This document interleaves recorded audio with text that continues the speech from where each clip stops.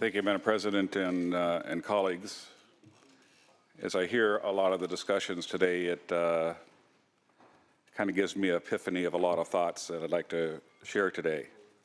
I've heard a few of you say that we are successfully letting a special interest govern the best interests of the state of California and basically holding the state hostage.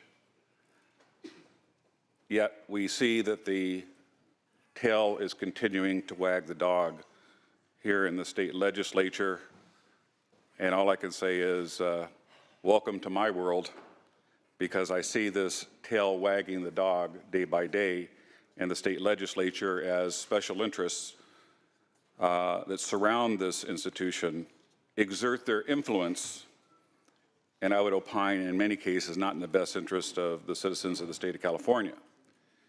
And it's also interesting to see the criticism of paid signature gatherers to take advantage of what our Constitution allows. It allows us to have an initiative.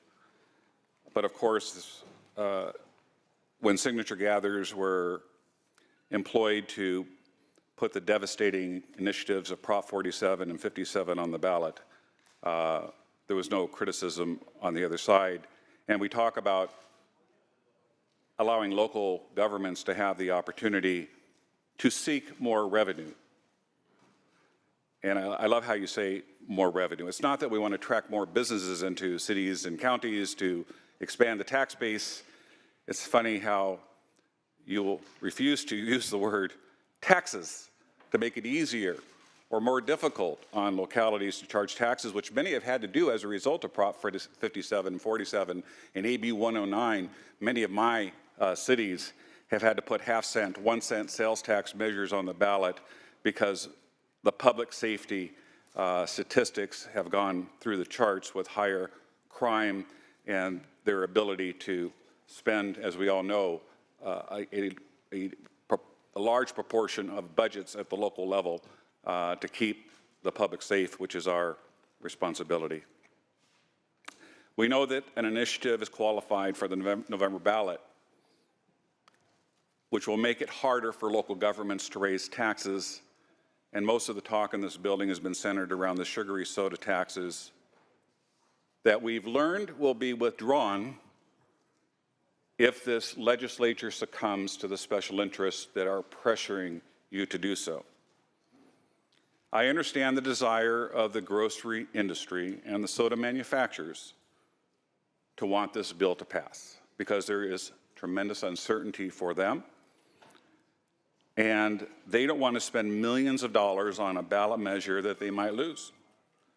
So they're looking to cut a deal that gets the initiative repealed from the ballot in exchange for passing this bill that gives them temporary relief from tax increases with a promise from this legislature that we won't raise taxes on them until 2030. Understanding that any future legislature, we can't strap them. They can bring forward anything they want. It's starting in 2019. We know that there's very crafty attorneys that work in our legislative council that can craft the endpoint to get to where you want to go. But to those that are here that support soda taxes, I want you to know that I understand where you're coming from. And I respect you. And I respect your advocacy for what you've tried to do. Because there is no question, as a healthcare professional, childhood obesity is in epidemic proportions, not only in the state of California, but throughout the United States. And my friends, childhood obesity has tripled since the 1970s, and 1 in 5 kids are clinically obese.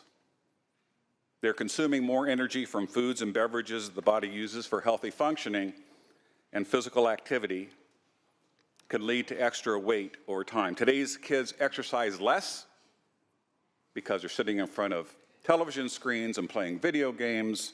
They don't have the active recreation that many of you had that are as old as I am, where you had active recreation programs within our school curriculums. But they are also consuming more sugar than ever before, yielding these morbid conditions.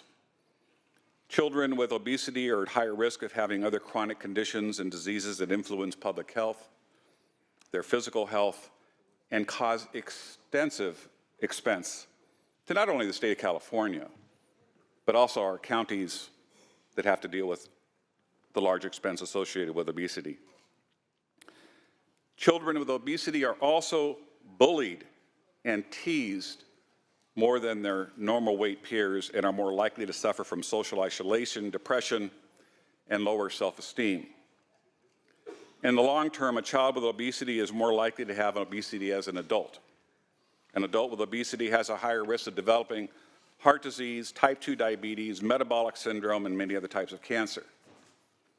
The health risks of drinks crammed with sugar is thus real and not exaggerated. The multi-million-dollar marketing of sugary drinks is aimed at young people through all types of media, including traditional and social, especially in low-income areas, especially in dense urban areas. We've shown that we can control and limit childhood obesity by making sure our kids have a healthy diet. There was a bill that we saw in the legislature that wants to put refrigerators in small grocery stores to make sure they have fresh fruits and vegetables. Cutting back on high-calorie foods such as fast foods, baked goods, and vending snacks. All of these can easily cause a child to gain weight. Talking to our kids about how candy, desserts, and sugar-carbonated beverages can cause too much weight gain. We got to better encourage our kids to get outside and exercise instead of sitting behind the TV playing video games or just watching shows or cartoons. I understand it's hard for many parents who have to work 2 or 3 jobs to make ends meet because of our high cost of living and our high taxes. So they turn to fast food and other high caloric meals to feed their kids. But if our children are going to be healthy, we need to encourage proper nutrition and find ways to make sure they have a chance to get outside and play. They need to run.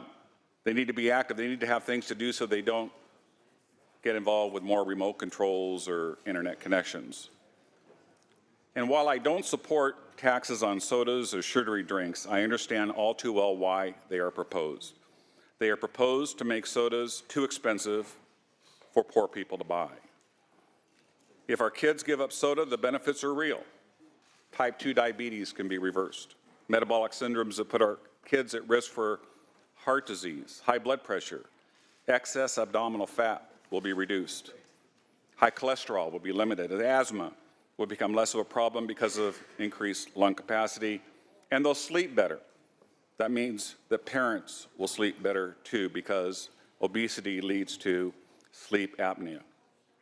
The Mayo Clinic has talked extensively about what people can do to improve health conditions of our kids, and the people who support soda taxes are absolutely right in their arguments that we should limit the consumption of sugar-sweetened beverages, we should encourage kids to eat plenty of fruits and vegetables, families should eat meals together as often as possible, and eating out at restaurants, especially at fast food restaurants, should be limited, and we should try to make sure that kids don't eat more than they need to.